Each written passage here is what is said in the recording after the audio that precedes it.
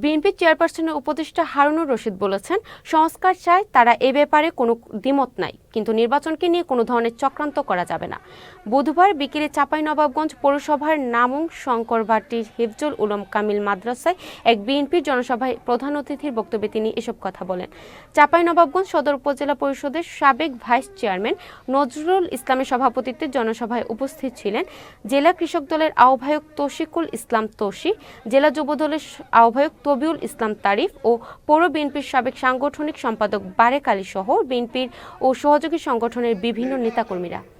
সংস্কার আমরা চাই, সংস্কারের ব্যাপারে আমাদের কোনো দ্বিমত নাই। সংস্কার একটি চলমান প্রক্রিয়া, সংস্কার চলবে পথভাবে, কিন্তু নির্বাচনকে নিয়ে কোনো ধরনের চক্রান্ত করা যাবে না।